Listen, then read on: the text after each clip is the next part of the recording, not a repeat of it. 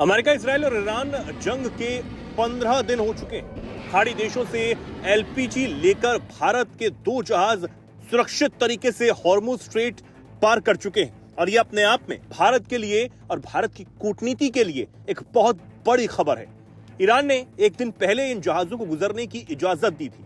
भारत में भी ईरान के राजदूत ने साफ कर दिया था कि भारत हमारा दोस्त है। शिपिंग जलमार्ग मंत्रालय के विशेष सचिव राजेश कुमार सिन्हा के मुताबिक भारतीय झंडे वाले एलपीजी कैरियर शिवालिक और नंदा देवी ने हॉर्मुज स्ट्रेट पार किया। दोनों जहाज कुल 92,700 टन एलपीजी लेकर भारत आ रहे हैं।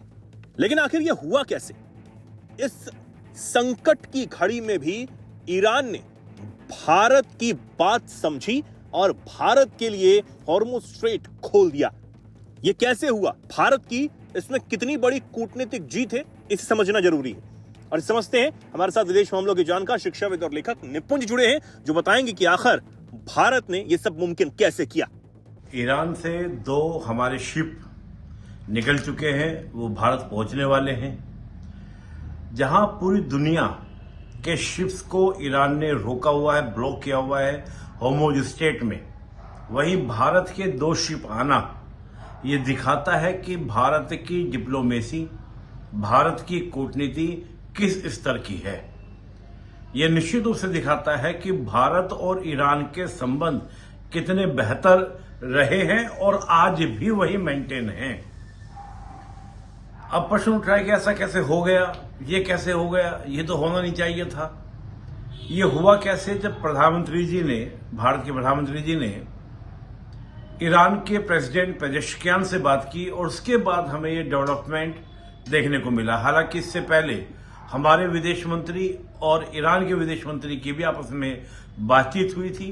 तो ये जो पूरा डिप्लोमेटिक चैनल्स थे, उनका परिणाम, उनका रिजल्ट ये है। और इसको हम कहेंगे कि दुनिया की सबसे बेहतर डिप्लोमेसी, कि जहां हम इजराइल और अमेरिका के साथ भी संबंध लेके चल रहे हैं, तो वहीं ईरान के साथ भी हमारे बेहतर संबंध हैं।